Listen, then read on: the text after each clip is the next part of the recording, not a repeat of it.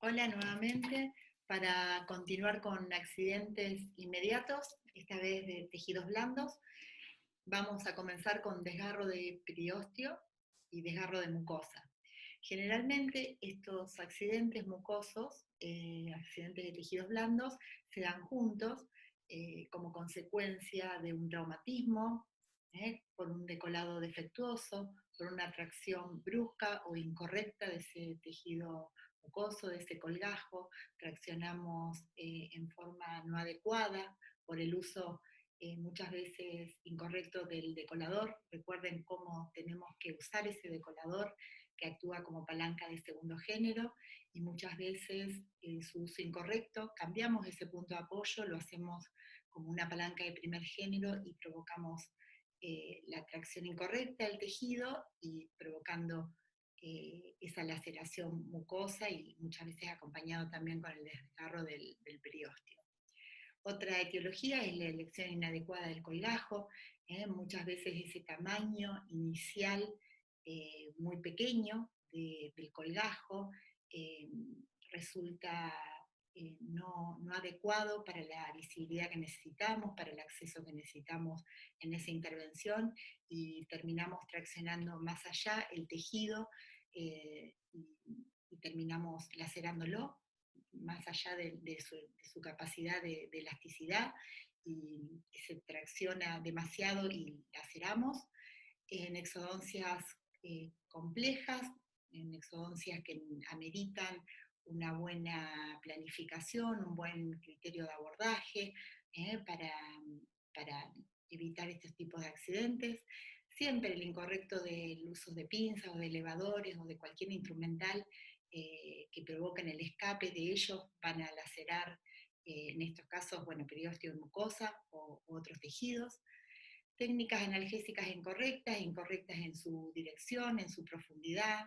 Generalmente en este accidente relacionado a la profundidad, muchas veces desgarramos el periósteo por no tener en cuenta cuál es la profundidad en cada zona. Bueno, lo vamos a tratar, a este accidente, muchas veces antes de realizar la sutura, que es el tratamiento que amerita. Necesitamos cohibir la hemorragia de la zona. Muchas veces esa hemorragia proviene de la encía desgarrada. Nosotros sabemos muy bien que comprimiendo con gasa en la zona de la hemorragia unos minutos, vamos a lograr detenerla. En otra situación, la hemorragia vemos que no se detiene y ya sospechamos que es proveniente de vasos más profundos. Esa sutura ya necesita, bueno, si es muy superficial, eh, suturas con hilos no resorbibles, y si ya está afectados vasos más profundos, con hilos no resorbibles. Bueno, pero el tratamiento propiamente dicho del desgarro del periósteo y de la mucosa va a ser reposicionar correctamente esos tejidos para permitir su cicatrización y realizar suturos a tensión, a puntos bien tensos, logrando que esa mucosa y esa encía se adhieran perfectamente al hueso, y ese periósteo también lo haga. El periósteo es muy difícil suturarlo solo, entonces logrando esa sutura, tensión de encía y su mucosa, se logra. Y siempre tratamiento sintomático, porque muchas veces el paciente queda muy molesto. Otro accidente mucoso, el seccionamiento de las fibras musculares. La etiología puede ser accidental.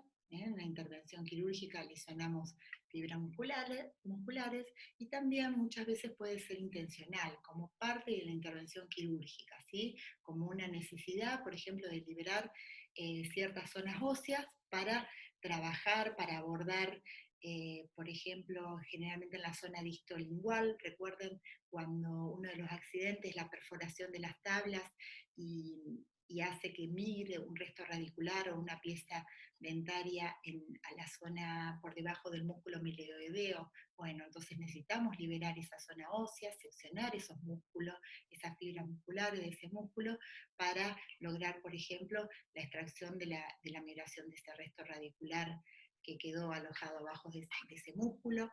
Otra situación es llegar a zonas óseas para provocar un drenaje de un proceso abscesoso. Entonces necesitamos abulsionar o seccionar fibras musculares para lograr tratarlo. ¿Cómo lo vamos a solucionar? ¿Cómo vamos a reparar ese seccionamiento de fibras musculares? Lo vamos a hacer con sutura, con hilos reabsorbibles a puntos separados, uniendo, aproximando esos planos internos y externos del músculo. Sepan que muchas veces, teniendo en cuenta que son músculos que trabajan mucho, que son potentes, hay un aditamiento que se le puede agregar a estos hilos reabsorbibles que se llama bicromonato de potasio, que lo que hace es retarda la fagocitosis del hilo y permite que esté más tiempo en esa situación de aproximación de fibras para tratarlo. Como también hay hilos de diferentes calibres, todo hablando de reabsorbibles, para que estén estabilizando ese seccionamiento.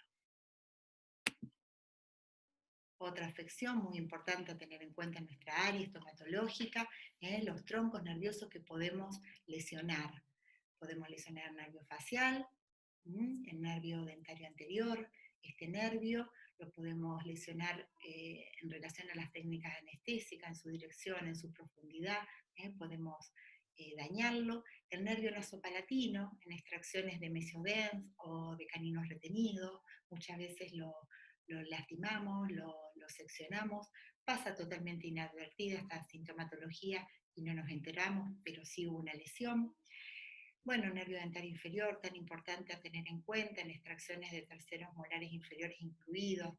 Es sumamente importante valernos de las imágenes, de ver qué relación tiene ese nervio con ese tercer molar, cómo lo vamos a abordar para no lastimarlo, para no aplastarlo, para no elongarlo, cómo va a ser nuestra aplicación para no lesionar esa íntima relación que muchas veces esa pieza dentaria tiene con ese nervio. Muchas veces también hay procesos o quistes o tumores que están íntimamente relacionados y vamos a ver cómo lo vamos a evolucionar, cómo lo vamos a extraer, cómo vamos a limpiar ese alvéolo sin lesionarlo, cómo va a ser ese curetaje. Siempre que veamos que está muy relacionado, ese curetaje va a ser en sentido antero-posterior, ¿sí? De atrás hacia adelante, nunca en forma transversal, porque ahí es donde lo dañamos. Nervio mentoniano, en exodancia de premolares y caninos retenidos, siempre vamos a ver cómo vamos a involucrar ese nervio mentoniano en ese colgajo que necesitamos realizar para abordar zonas donde tenemos que hacer, en este caso, extracciones. Muchas veces ese colgajo tiene que formar, ese nervio mentoniano tiene que formar parte de la divulsión del tejido blando. Ojo con la compensadora en esa zona, totalmente inviable hacer la compensadora en la zona de premolares, porque lo vamos a incidir. Muchas veces lo aprendemos a visualizar el nervio mentoniano, entonces al verlo bien en qué zona está y dónde se encuentra, realmente no corre riesgo de lastimarlo y de provocar su lesión. El nervio lingual, en exodoncias de terceros molares inferiores o en exodoncias de molares. Recuerden todo el recorrido que hace el nervio lingual por la cara interna del maxilar, íntimamente relacionado ahí. Entonces muchas veces terminamos generalmente a este nervio en estas extracciones aplastándolo durante la abulsión. Ese aplastamiento ahora vamos a ver que tiene cierta sintomatología. En el peor de los casos, haciendo ostectomías o odontosección, hay una posibilidad de seccionarlo, peor aún, provoca la anestesia de la hemilengua. Si lo dañamos solamente, bueno, es una alteración de sensibilidad, una hipoestesia, una disestesia, que es sensaciones desagradables en el sabor, un sabor amargo. Bueno, son todas sensaciones de alteración en lo sensorial que tiene solución. Pero muchas veces hay casos irreversibles como el seccionamiento y eso ya es un problema mayor. Bueno, teniendo en cuenta qué lesiones de nervios podemos hacer, esta es la etiología, más o menos todo lo que veníamos hablando, lo accidental, lo iatrogénico, las técnicas inyectables, el incorrecto curetaje, que no sea excesivo, el sentido ante lo posterior, el cuidado, muchas veces necesitamos para ver esa relación del tercer molar con ese nervio que ya lo vemos en una periapical que está muy relacionado, bueno, pedimos una CONVIM para tener mayor información, para ver cómo va a ser esa intervención quirúrgica. Bueno, fíjense, no necesariamente un tercero, un molar, que presenta este proceso tan íntimamente relacionado, lo vamos a extraer, cómo va a ser esa limpieza de esta zona, el curetaje, ¿sí? Siempre en sentido anteroposterior. Bien. Entonces, el paciente tiene diferentes, fíjense, signos y síntomas que están relacionados con las diferentes lesiones que podemos provocar en esos nervios. Podemos elongarlo, hay un estiramiento de las fibras nerviosas, ¿sí? No, generalmente todas las fibras están dañadas, el paciente tiene como síntoma, como signo la hipoestesia, refiere que tiene una disminución de la sensibilidad en la zona, muchas veces el aplastamiento, generalmente el aplastamiento de las fibras más superficiales, las profundas a veces no las dañamos, pero el paciente ya refiere que tiene una hipoestesia, también una disminución de la sensibilidad. Esta afección, como recién hablábamos, es muy probable que ocurra en el nervio lingual, aplastando el nervio lingual en la pared, en la tabla lingual, ¿sí? En la abulsión de extracciones de terceros molares, en el nervio dental inferior. Recuerden que el nervio dental inferior está contenido en un lecho óseo, muchas veces lo aplastamos, también trabajando en la zona de molares, y bueno, no puede descomprimir, entonces termina lesionándose. Otra lesión nerviosa es el desgarro, ¿sí? Hay una lesión de ese nervio, lo dañamos, lo lastimamos, hay una parestesia, ¿sí? Hay una perversión de la sensibilidad, el paciente refiere dolor, ardor, sensación punzante, adormecimiento. Si el desgarro se produce, por ejemplo, en el desgarro del nervio lingual, el paciente refiere tumefacción, adormecimiento, bueno, sensaciones desagradables, ¿no es cierto?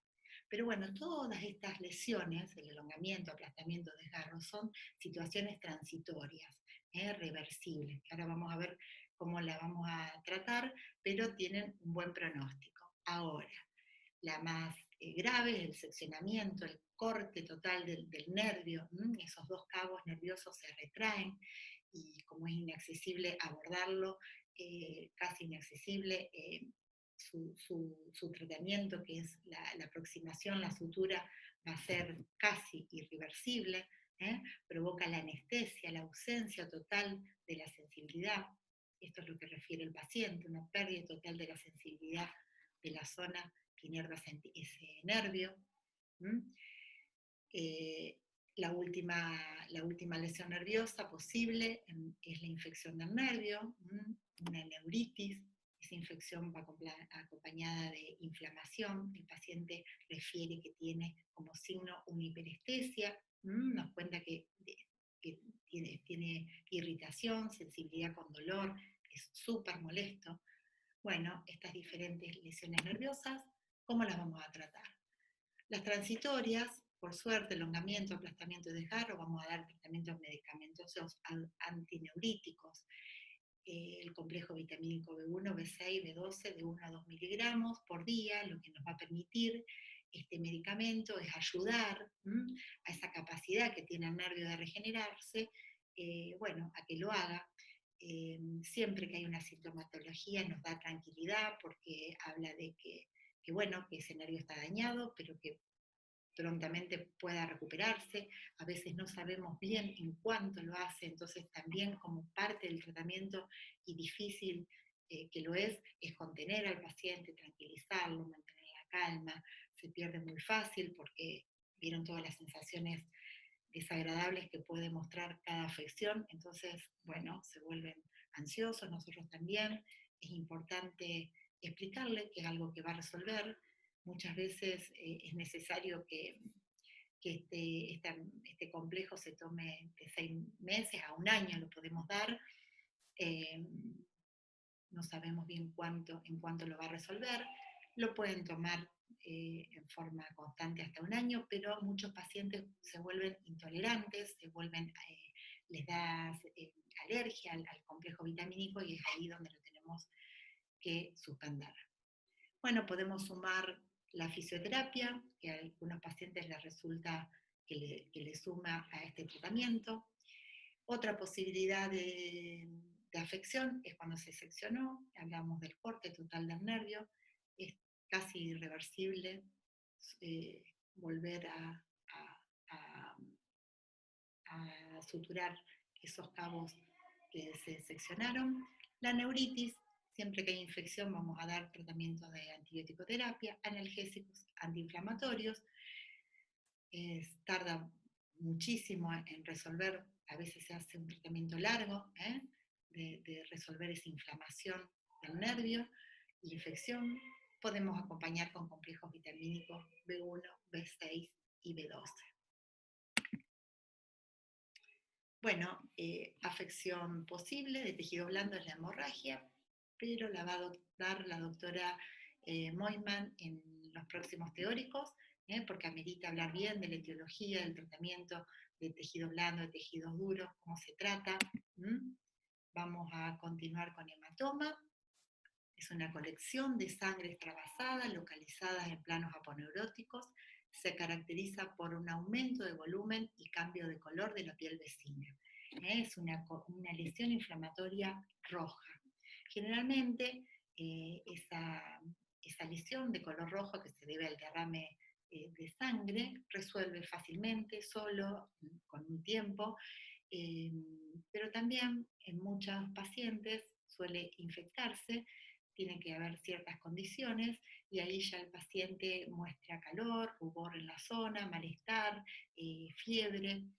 Bueno, ya ahí vamos a ver que siempre vamos a dar como tratamiento antibiótico como prevención y bueno, ahí en la infección más que nada y vamos a veces a tener controles más exhaustivos cuando se infecta. La etiología, por el incorrecto siempre uso del instrumental, el escape del instrumental siempre va a dar este tipo de lesiones que la vemos habitualmente en la boca, la lesión roja en la mejilla, en el labio, en el piso de lengua, en el paladar, asociado al mal uso del instrumental. Técnicas analgésicas incorrectas, siempre en la dirección, en la profundidad. Recuerden que una de los accidentes inmediatos locales de las técnicas inyectables es una de las posibles lesiones, el hematoma. Hay un accidente bien característico que es cuando realizamos la técnica del nervio dentario posterior, no respetamos la profundidad que tenemos que tener en la zona y profundizamos más allá de esos 16 milímetros, nos encontramos con el plexo, lo lesionamos y en forma inmediata se provoca esta lesión de tejido blando que es el hematoma. Tratamiento, aplicación de frío, siempre va a ayudar a la sintomatología, a disminuir la tensión de los tejidos, al dolor, y tratamientos de antibióticos para evitar infección. Otro accidente de tejidos blandos es la quemadura, ¿sí? Por el uso incorrecto de instrumental, de la fresa del instrumental rotatorio, generalmente lo encontramos en labios inferiores, no nos damos cuenta y provocamos esas laceraciones. El tratamiento van a ser pomadas antibióticas y cremas cicatrizales, que muchas cremas tienen un analgésico, que es la benzocaína, que ayuda también a la sintomatología. Último accidente de tejidos blandos es el enfisema subcutáneo. Lo podemos definir como una tumefacción del tejido conectivo causada por la presencia de aire dentro de los intersticios. Etiología, como muestra esta imagen, ese enfisema subcutáneo se debe a un pasaje aéreo. No, esta imagen, perdón, es por una lesión accidental, que ahora lo vamos a explicar bien, pero otra de las etiologías puede ser por un pasaje aéreo de las fosas nasales al seno maxilar y de ahí al tejido blando de la cara. Para que eso suceda siempre tiene que haber una comunicación bucosinusal previa, siempre después de intervenciones en molares, que se deje como un accidente post extracción, una comunicación, puede darse eh, este accidente de tejido blando. Y bueno, lo que me adelanté, lo que veíamos en estas imágenes, es por una lesión accidental que le ocurrió a esta paciente, la estábamos interviniendo con su sábana de campo, el operador no advirtió que se produjo una laceración, una herida en el labio inferior, cuando se estaba trabajando con el elemento rotatorio, con turbina, y desde esa herida, de esa laceración del labio inferior, se fue inoculando aire por el accionar del aire comprimido de la turbina, se fue inoculando y ese aire fue mirando por el tejido conectivo y quedó alojado en ese espacio subpalpebral, provocando ese enfisema subcutáneo. El tratamiento es primero explicarle al paciente, una vez que le sacamos la sábana del campo, que vimos el accidente, explicar lo que es un signo clínico, que nada más que es la presencia de aire, que es desagradable la sensación, es una sensación de tensión de tejidos, una molestia en el ojo, pero que bueno, que la recuperación es lenta, a veces lleva hasta una semana, porque en esa espera es que se tiene que ir reabsorbiendo el aire que se fue localizando ahí, y que la evolución tiene un pronóstico favorable. Bueno, chicos, terminamos con accidentes inmediatos. La próxima van a seguir ya con Clara Moima, que va a dar accidentes mediatos y a distancia. Hasta la próxima.